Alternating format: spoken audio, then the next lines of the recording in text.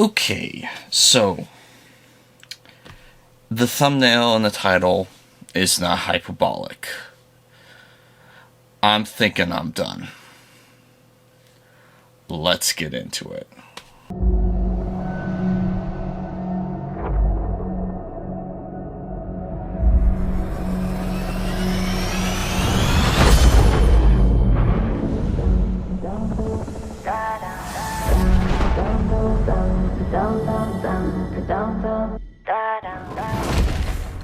So, for those of you that actually saw the community note that I did on YouTube, I am working on a kind of big video, and it's going to be a little bit of a surprise, and I was working on it, and while I was working on it, the announcement that they were going to do a tech, demonstration or explanation by Mark Cerny was going to happen, and so I figured, okay, it's only going to be 10 minutes, I'll watch it before I go to work, and I watched it, and oh boy, I have a lot of thoughts. And I was thinking about just having this into a Console Wars podcast video. But with the amount of stuff I want to talk about this video and all the other big news like Concord being shut down and a few other things, I figured, no, I'll save those for another Console Wars podcast. I'm just going to focus on Sony today. And so technically this isn't going to be a Console Wars podcast video because there's kind of some big decisions I'm making with the channel. But I'm getting ahead of myself. So for starters, the video I was working on was for the PlayStation VR 2. Not to spoil it, but I'd be a little bit hypocritical doing this video and then releasing a video on one of Sony's products without explaining it. And yeah, I've gotten that headset. I have some pros, some cons. I want to talk about comparing it with the PlayStation VR 1. That video is still coming. It's still going to be released on the channel, and I filmed that beforehand, so you're not going to see any bias other than the bias I already have towards Sony on that video when it airs. But when I saw this video, there were certain things I was hoping to find out about this new PlayStation 5 Pro that they revealed. And I didn't really get that in the video. The video really should have been longer and should have focused on other things, which I will get to in a little bit. But then I saw the price. $700, Sony.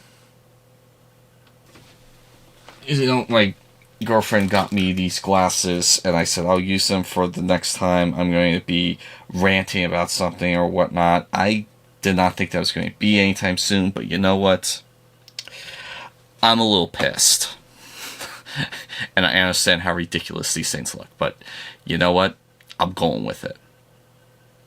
Because $700 is absolutely ridiculous. It is pathetic. It is pitiful. The fact that Sony, with a straight face, is asking that much for this, with what they're offering, is an insult to everyone's intelligence. The only people who are actually going to get this are the die-hard Sony ponies. I mean, like the people that will get the re-release of Last of Us Part 1 and Part 2 on the PS5 when they already have them on the PlayStation 4. I mean, seriously, like, those games showed, like, no serious improvements that I could see. Yeah, the diehards would go, oh, well, if you look here or there, there's clearly improvements. No. Okay? I mean, I've been very upset with Sony over the past couple of years with how they rolled out the PlayStation 5. I've been upset with them over corporate decisions they've made with the second worst CEO of gaming history, Jim Ryan, at the helm. I thought Sony was starting to turn around when they fired his ass. My mistake. When he stepped down, they fired his ass. Okay? But no. Like, I've lost it with Sony. And I understand there's going to be some people that are going to say, well, this guy's just an Xbox fan. He never really liked Sony, and, he's just trying to make it look worse than it actually is. No. I had Sony products long before I had Xbox products.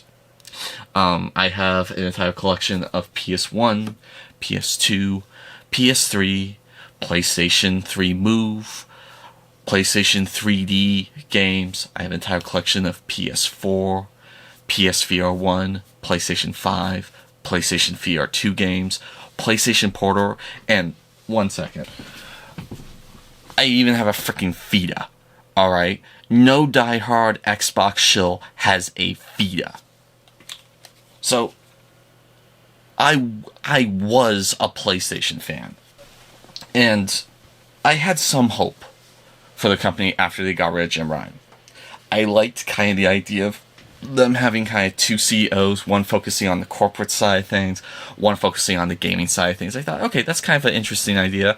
And when I heard that the PS5 Pro is coming, I was like, okay, I'm not going to hold any judgment. I already have preconceived notions of why they shouldn't do it, but I'm going to see what it looks like. I'm going to see what they're going to charge for it. I'm going to see how things pan out. And no shade to Mark Cerny, because he did a fantastic job with the PlayStation 4, which is probably, in my opinion, one of the best consoles I've ever owned. I understand there's no end-all be-all greatest console of all time, but for me, like, one of the greatest is the PlayStation 4. I absolutely love that console. I love the lineup of games that came out for it. It's probably my number one pick. If I was going to compare all the consoles in my collection together, I'm probably going to give it to the PlayStation 4. So for those of you that are trying to like think of, oh, well, this guy's not really a PlayStation fan in the comments, yeah, you're dead wrong. I mean, hell, one of the products I was going to review was the Edge headphones. I forget what the exact name is. The Edge DualSense headphones, or the Edge 3D Pulse headphones. I still am going to do a review on this. And I do have positive things to say about these headphones. I also have some serious negative things to say about the headphones, which I will get to when I do that video, sooner rather than later. It's not going to be years before I do that, but, you know, it's going to be a little bit, because I still want to throw it through some paces and test it out with some other objects and whatnot, or other, you know, systems and whatnot. So, I'm not the type of guy that has always hated Sony. I actually really liked some of the things they've done, especially when Sean Layden was, if I pronounce his name right, when he was CEO of gaming for PlayStation. His tenure over the PlayStation 4 is just mwah, the stuff of legends, in my opinion. Like, I wish they would have brought him back.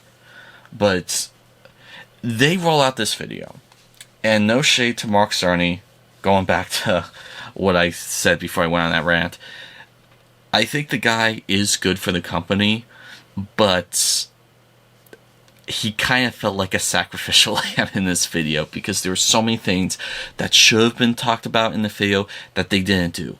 And he just kind of felt like, yeah, shoot me, I'm the messenger. And I don't want to shoot Mark Cerny, because he gave us the PlayStation 4, okay? But $700 is just insane. It is insulting, and that is not counting tax. When I got my PlayStation 4, I saved up money. It was going to be like $240 on sale, and I went to buy it, and it's like, okay, that'll be $260 with tax. I'm like, I only have, no, it was $220, my mistake. I only have $220, and it was going to be $260. It's like, so I had to go sell some more stuff that I didn't want to sell just to get the extra $40 for tax. $700 plus tax is going to kick the hell out of $800. And then there's missing features that should have been included with this $700 price tag. I'll get into that a little bit. I mean, but they're asking $700 plus tax in this economy.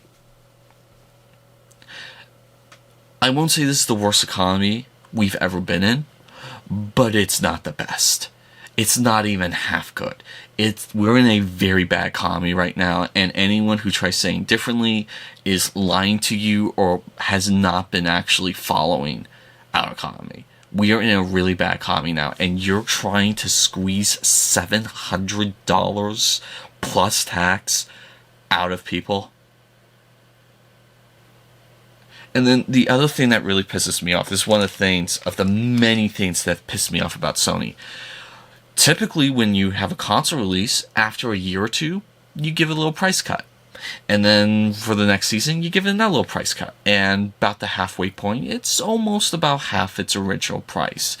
And at this time in the PlayStation 4 life cycle, which is when I got my PS4, it was about, $220 to $240, not counting tax. And originally it was $400. And it's like, that's reasonable. That's how it's always been with every console ever. This generation, Sony decided to do the bold move of, hey, let's jack up the price every couple of months. So when I got my PS5, I actually wound up paying less than most people did for the PlayStation 5 because I got at the beginning of the generation. But then they jacked up the price to $550, and then apparently they're jacking up again in Japan. And now, with the new PlayStation, since they never dropped the price of the PS5, they have to jack up the price for the PlayStation 5 Pro. And it is absolutely insane, insulting, and stupid. Just drop the price of the PS5. But no, it's still going to be $550. You could get a refurbished one from Sony for about $350. But look, I've gotten refurbished things before, and they've always been a little bit on the disappointing side. They still work great, but they're not going to be like new. And looking back at the PlayStation 4 Pro, when that came out, it was about the same price as the PlayStation 4 was when it first launched. And it kind of made sense. Still a little bit expensive, but for the avid gamers that want the best of everything, it's like, okay, you gotta pay the same price as you did for the PlayStation 4 when it first came out. PlayStation 4 is now much cheaper. And honestly, it kind of made sense when they released the PlayStation 4 Pro and the Xbox One X, because when the PlayStation 4 and the Xbox One launched, it was in 2013. The most advanced TVs we had was HD TVs or 3D TVs that were HD. And then halfway through the generation, 4K became all the rage, and everyone wanted 4K. And so it made sense for these companies to do a mid-generation refresh to have consoles that could capitalize on 4K TVs. And so it made sense. And then at the beginning of this generation, when they announced the PlayStation 5 and the Xbox Series X, people were already asking, so when's the PS5 Pro coming out? It's like, they don't need it. You don't need it because these consoles can already take care of 4K TVs, even better than the Pro versions of the previous generation. Unless 8K became all the rage, or some new type of visual medium became all the rage that these consoles couldn't do, doing a mid-generation refresh made absolutely no sense. And yet, I kept hearing people go, when's the PS5 Pro going to be announced? And it's like, please shut up. We don't need one. And we have one now. And it is completely useless and unnecessary. To be frank, you are exactly like Ryu, and you are unnecessary. What? You're exactly like Ryu, and you're completely unnecessary. No, but what? I don't get what... Okay, hold on. I mean, seriously, we don't need this. And, when I watched the presentation, I was thinking, okay, let's see if there's anything that actually surprises me. And, throughout the whole thing, it's well, that might... No, that's not impressive. No, that's not impressive. Nothing about the presentation impressed me at all.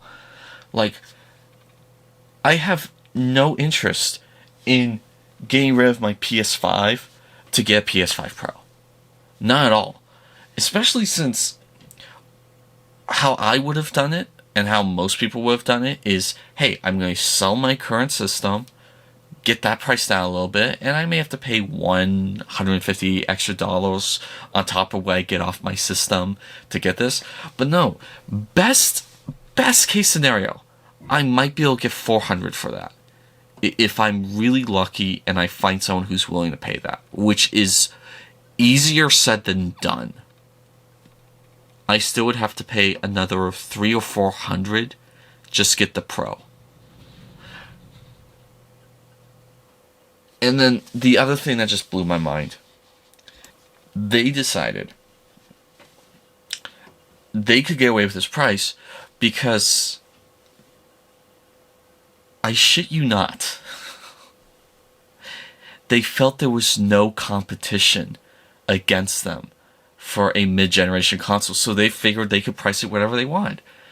PS5 Pro, $699 price, was easier decision due to the lack of Xbox competitor, says analysis. Are you kidding me? The reason why you're gouging people on money is because there's no direct competitor? I mean, if you're not insulted by that, you should be. So I'm getting screwed because no one is challenging you on this in the product place. And like, I remember a while back, people were asking Phil Spencer about, is the Xbox going to get a mid-generation refresh? And like, either Phil Spencer or someone else was saying, honestly, no, because we kind of have a base model and we have a Pro model. The base model is the Series S and the Pro model is the Series X, and we're comfortable with that. And it's like, gee, makes kind of sense. And like, the Portal, the PlayStation Portal, this feels unnecessary. Because the PlayStation Portal, with the lack of features that it should have had, it doesn't have. Everything you can do on that, you can do on your phone. You get DualSense controller, link it with your phone, and you can do everything the PlayStation Portal can do. And so you can either do that on your phone, or you can spend $200 on something that's a little bit more streamlined. And people went nuts for this. Apparently the Portal got sold out everywhere. So it's like, why are people going nuts for this? I don't know. When looking at the consoles this generation, and like, which ones have I enjoyed? You have the Switch, you have the Xbox Series consoles, and then you have the PlayStation 5. I've kind of felt like I've gotten some value out of the Series X. And I kind of feel like I've gotten some value out of a Switch. But the PlayStation 5, I don't feel like I've gotten any value out of. I still don't feel like it was worth it getting that at the beginning of the generation. Because most of the exclusives have not been exciting me. I do not care about Ratchet and Clank. Not anymore.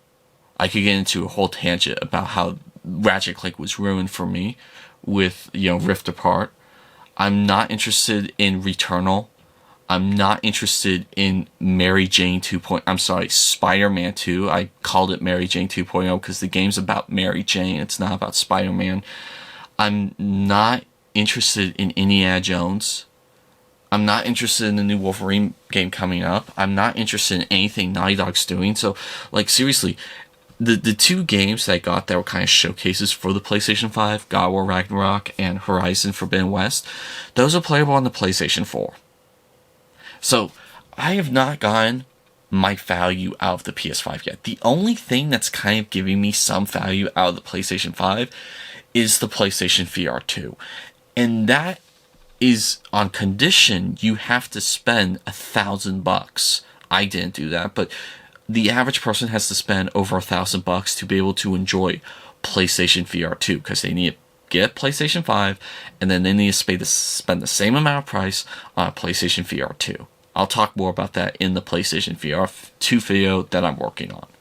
And then, after the demonstration, they did a post on their PlayStation blog, talking about more details. Things they should have talked about during the presentation, because it wasn't like they were going on national network television. They could have had that in an hour if they wanted to, but they decided just to make it 10 minutes. One of the things they mentioned briefly is like, oh, and it'll be able to take full advantage of 8K TVs if you have an 8K TV. I'm actually impressed that Sony hasn't been sued yet, because on the launch PlayStation 5 boxes, I still have mine, there was 8K on the box, and then quietly in the past couple months they removed that logo from PlayStation 5 Slims because they never upgrade them to be able to work on 8K television screens. So it was kind of like a false advertisement type thing. Like, I'm surprised no one's tried launching a class action lawsuit against them. Not that I have an 8K and I was waiting for it, but it's just like, honestly, you made a promise and you're not delivering on it. So why should I believe the promise that the PS5 Pro can deliver on 8K when, honestly, you didn't deliver on that promise with the base PS5? And then, going back to the $700 price tag, you don't get the stand, and you don't get a disk drive with that. So let's say you have a collection of physical games. You gotta pay another $80. And let's say you like to have it in the vertical orientation. I think they look better vertically, but then again, there was that issue with some of the PS5s actually leaking liquid metal because it was held vertically. So I moved mine horizontally. But it doesn't matter. Let's say you want to have it vertically. That's another $110 right there. So you got $700. You got, let's say, objectively $60 to $70 tax on that $700, and then you have another $110 on top of that. So you're looking at almost $900 just to get. And then let's say you want to get a brand new game, $70. So you're looking at $900. You're looking at about part of $1,000. Plus tax on the stand, the disk drive, and the game. So you're looking at $1,000 to be able to just grab this when you need, get a brand new game, and the stand. Oh, and let's not forget that the PlayStation 5 Pro does not come with a Pro controller. You would think that they would wrap in a Pro controller with the PlayStation 5 Pro. Simple logic and all, but nope. You want the Pro controller, you gotta spend another $200. Do you see how insulting this is? And then in the blog post, they advertised that, oh yeah, the PlayStation 5 Pro is going to have a game boost for backwards compatibility, and it could potentially improve the 8,000 or so titles that are available through PlayStation 4 backwards compatibility. I'd like to just remind you, when the PlayStation 5 came out, they made a big deal about Game Boost. How, oh yeah, all your backwards compatible titles are going to really benefit from Game Boost. It was 20 titles. It was only on companies that wanted to patch certain titles, and it was a total of like 20, 21 titles. So I expect that to be around the same number. That is not an incentive at all, because I bought into the PlayStation 5 being able to improve all my 4K games through Game Boost.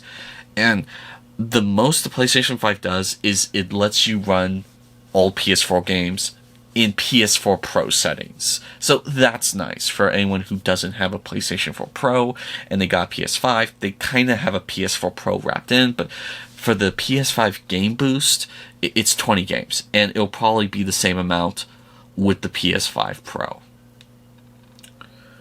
Yeah, and the presentation, like, one of my questions is, what's the internal hard drive space for it? They didn't talk about presentation, they talked about it in the blog post. And, like, honestly, that was one of my biggest questions, because the PS5 has one of the most pathetic hard drives I've ever seen for a game. 640 gigabytes, that's it. That's all it gets. They say on the box it's 800 and something, but like over 100 gigabytes are for system files that you can't change or whatnot. You only have access to like 640 gigabytes or something around that number. With the blog post, they announce, and this is good news, it's finally gained a 2 terabyte internal hard drive. Something the PS5 should have fucking had. And with the size of games getting bigger and bigger all the time, like when the PS6 gets around, it needs to be like 3 terabytes. It can't be 1 terabyte or 640 pathetic gigabytes. It has to be at the very least 2 terabytes, more likely 3 terabytes. And trust us, Sony, we're not all going to be able to sustain off that. We're going to have to get external hard drives when we get more games. I mean, another shocking thing, and it's not that shocking, they didn't once talk about the PlayStation VR 2 during the presentation. in the blog post they said, oh yeah, it will be able to improve PlayStation VR 2. They didn't give specifics, but it's like, yeah, down the road, like, Sony doesn't really care about PlayStation VR 2 anymore. Not from what I'm seeing. The only thing keeping that headset alive is third party. And the third party's been great. It's led to some of the best experiences on the headset. But the first party has been pathetic. Just pathetic. And you're getting these reports that they've stopped manufacturing PlayStation VR 2s because they can't sell them. Maybe because it's too freaking expensive. And like, look, with this demonstration, they should have revealed a new game. Something that should have capitalized on the PlayStation 5 Pro. Something that was like, yeah, they should have, like, you know, Sucker Punch this new game. Yeah, we're showing this to you, and this is going to really make the PlayStation 5 Pro shine. That would have been a good move. Which, another caveat I want to point out is, one thing I hated from the PlayStation 4 generation is when the PlayStation 4 Pro was announced, every game reveal, every gameplay showcase of any game they were showing after that always had the subtitle, footage captured on a PlayStation 4 Pro. And it was really obnoxious because I had just a base PlayStation 4, and it's like, okay, that's nice that it's going to look good on a PlayStation 4 Pro, but how does it look on a PlayStation 4? And it wasn't until after the game came out that you saw non-Sony, like, people show, like, side by side, and it's like, I was kind of hoping not to have to deal with that this generation, because it's nice when I saw something for the PlayStation 5, it's like, okay, that's how it's going to look when I play it. Now, you're going to see that stupid little subtitle, image captured on the PlayStation 5 Pro. And it's like, yeah, it looks nice. How's it look on a PlayStation 5, the thing that everyone has? And then the other thing that, like, was bewildering to me is, in that presentation, they don't have any kind of tech demo. When you look at the Unreal 5 reveal, they had a special, like, video tech demo showing you the full power of Unreal 5 engine. It's like, okay, that's cool. I know it's not a game, but it's just something to kind of give people an idea what Unreal 5 will look like down the road. They should have done that with the PS5 Pro. Give us, like, a little tech demo showing us what a maxed out PS5 Pro would look like in a couple of years on something. They didn't do anything like that. And the only thing they did do was, like, side-by-side comparisons of Last of Us Part 2, which, guys, you should have picked a different game. A less contentious game, a less, you know, infuriating game than The Last of Us Part 2.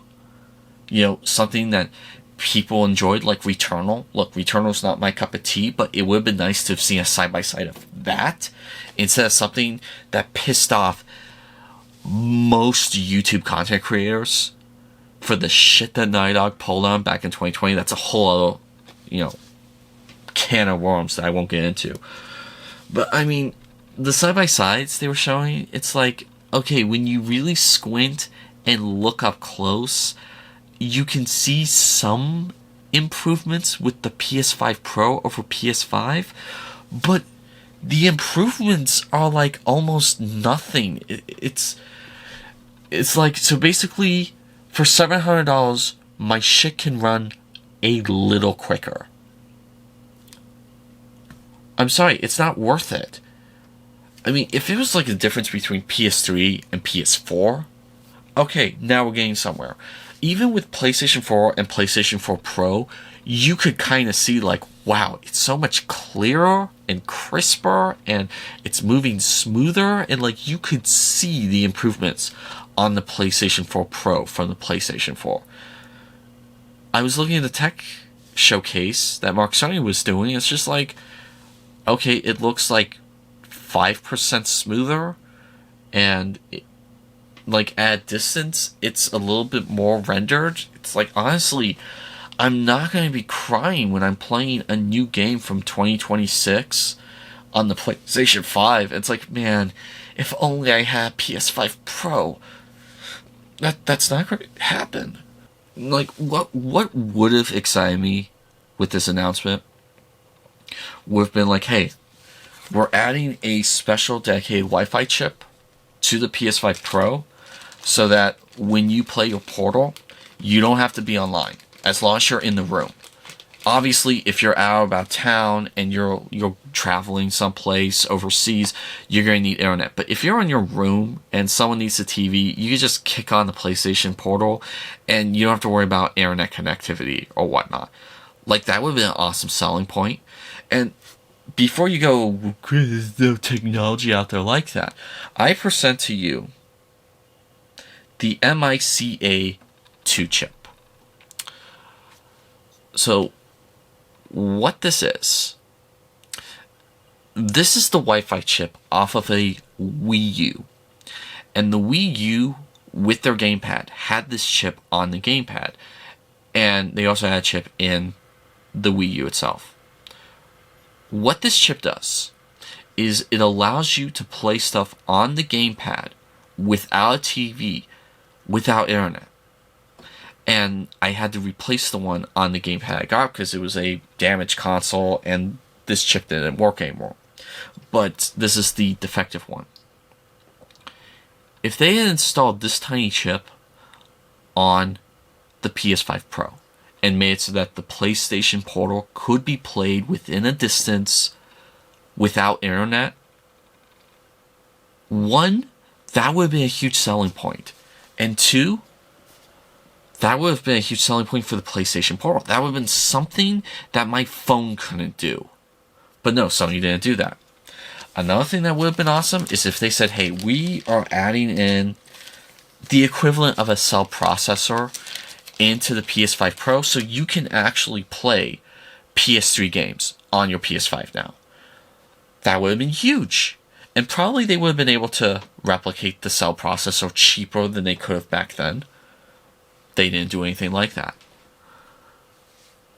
I mean, there's so many things they could have done. Something to improve, PlayStation VR 1 support so you don't need the cord anymore. More USB ports. I mean, hell, better cooling. There's so many things they could have done and they didn't. This was felt like a low effort attempt at doing a mid-generation refresh. And looking at Twix, Facebook, YouTube, no one really seems happy about this.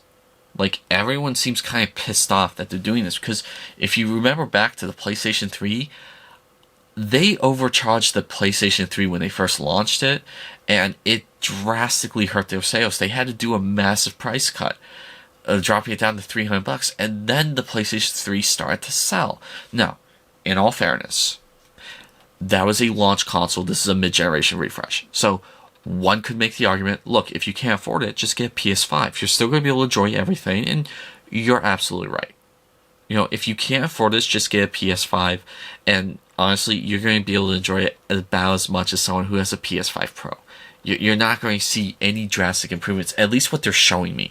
Maybe in a year or two, you'll be able to start seeing stuff that's like, wow, that actually looks good. It looks better on the Pro than it does on the stock PS5. But they didn't show anything that does that. Now, unfortunately, this is probably going to sell pretty well because you've already seen the separate disk drives that you can buy individually. Those are selling out because people are getting it in anticipation for the PlayStation 5 Pro. That should tell you two things, Sony. One, that should tell you that people still like physical and that you shouldn't go to an all-digital future. And the other thing, it doesn't tell Sony, it just tells me there's a lot of people who can be taken advantage of on Sony's fan base. It's like, ooh, I must buy next product. Forget if it's good, just buy next product. And Sony's been doing so many anti-consumer things with their products, it's infuriating. The fact that they no longer pack in a stand with the PS5 consoles anymore. You have to buy a separate stand for $30, which is ridiculous. That's priced at. The fact that now you can't buy a console with the disc drive. You have to buy the disc drive separately. That is so anti-consumer. It's this ridiculous, stupid Apple mindset. Oh, you want to charge your Apple phone? You have to buy a separate proprietary cord that's insanely expensive. Like, Apple just announced something like wheels for a Mac tower. The wheels are $700. It's insane, or something ridiculous like that. I guess you could fact check me on that if I got the quote off or something. I don't care. And like other things, like case in point, the Pulse headset. No Bluetooth whatsoever. It's not like Bluetooth's that expensive. I mean, they did this so that you can't use it on an Xbox or a Nintendo. You have to hook up a cord to them. And it's like, you know what? If I was in charge, I would have put Bluetooth in this so that someone playing Xbox, they're listening to this, and they go, oh wow, the sound is so amazing on this. Is this what Sony products are like? Maybe I should check out some of their other products. Nuh-uh. They want to make it so that if you get one of the products, you can only use it on Sony products. It is so stupid and insulting. I'll get more on that with the review I do on that headset. There are some things I like about that headset, don't get me wrong, but the lack of Bluetooth is just so infuriating. So, going back to the title of this video, I think I'm done with Sony. This is not what broke the camel's back. Them releasing an insanely expensive $700 console that makes my shit run a hit faster is not what's making me kind of turn my back on Sony now. This shit is. This article reads, Sony execs seem to think the company doesn't have enough original IPs. Quote, we don't have that much IP that we fostered from the beginning. According to Sony CFO, Hiroki Totoki, if I'm pronouncing his name right, although I don't care because he just said one of the dumbest statements since Jim Ryan said no one plays backwards compatibility. Jim. The company is lacking when it comes to tried and tested intellectual property. A statement that might have some PlayStation fans scratching their heads in confusion.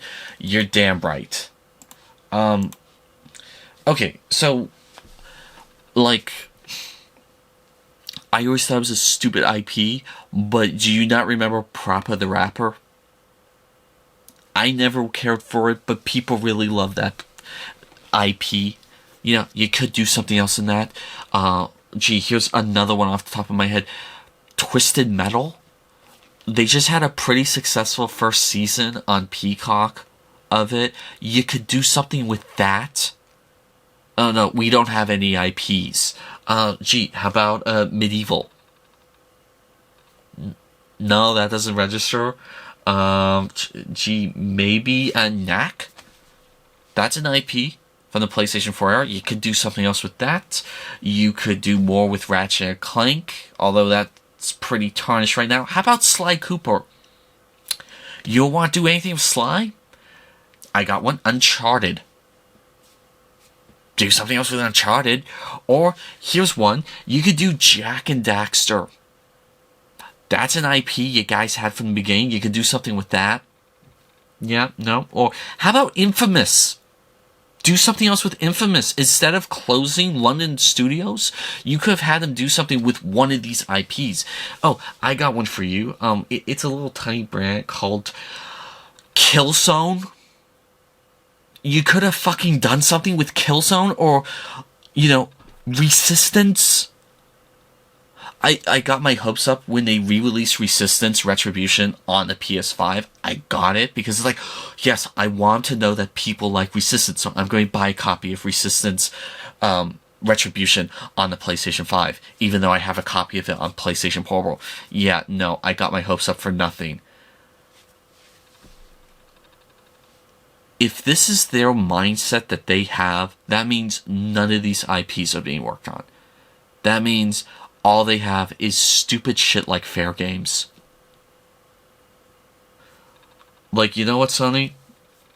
I'm done. I don't need to put up with this shit anymore. Okay? Getting a little bit serious here.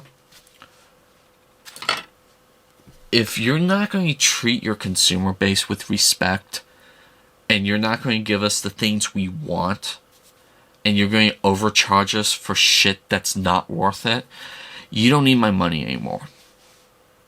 No. I'll finish out the PlayStation 5 generation. I'll still get some games for it. I'll finish out the PlayStation VR 2. But when they announce the PlayStation 6, I'm not going to be there. When they announce the new PlayStation Portable that's been rumored, I'm not going to be there. PlayStation VR 3, I will not be there. As long as they are saying dumb shit like this, and they are overcharging their consumers with this stupid Apple-like mentality, I'm not going to be buying PlayStation products anymore. I have some that are going to be reviewed. They're in the pipeline. I'm going to review them. I'll be as unbiased as humanly possible. But I don't need to get any more, special PlayStation products. I don't need to get a PlayStation 6. If you're going to do stupid shit like this, I don't need to get it. Like, I'm done. I'm done with Sony. And, what does this mean for the channel? I'm still going to review my PS1 games, my PS2, my PS3, PS3 Move, PlayStation Portable, PlayStation Vita, PS4, PSVR, PS5, PSVR 2. I'm still going to review all those. And the PlayStation products I already have. So, I'm still going to cover PlayStation games. But I'm not going to cover PlayStation 6. If it's cross-gen, I'll cover it. Because I'm going to run out the PlayStation 5 generation. But I'm leaving PlayStation after this generation. I'm done. Unless they turn around, they stop doing these stupid things, they stop playing these games, they stop making these overcharged devices that don't do what should be doing. Okay? Bluetooth. It's not that expensive to put in your items. I get shit all the time that's $5-10 and has Bluetooth in it. It's not that hard, Sony. Okay? If they switch that around and they stop saying stupid shit like, we don't have any IPs, I might come back. Okay? If someone gifts me like a PS6 or some Sony product, or I find one super dirt cheap at a mom and pop store for pennies on the dollar, I might get it. But I'm not going to buy brand new at launch a PlayStation 6 unless something changes. And knowing Sony over the past couple of years, they're not going to change. They need to see significant losses before they change. So, I wouldn't quite call this a boycott, as I would call it just a walking away. Okay? Because I will return to Sony if they start doing better.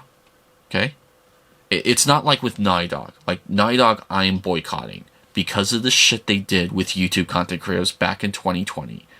Okay? That is a boycott. Sweet Baby Inc.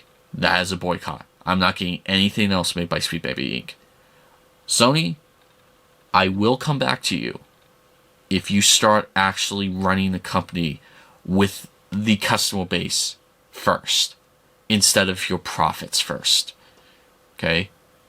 I mean, look, Nintendo's made some dumb decisions in their corporate past, but they also have done some very consumer-friendly things. Same with Xbox. Don't get me wrong, Xbox has screwed the pooch numerous times. But they haven't gone as far as Sony has. They just laid off a whole bunch of people. That sucks. They got rid of Tango Gameworks. That was ridiculous.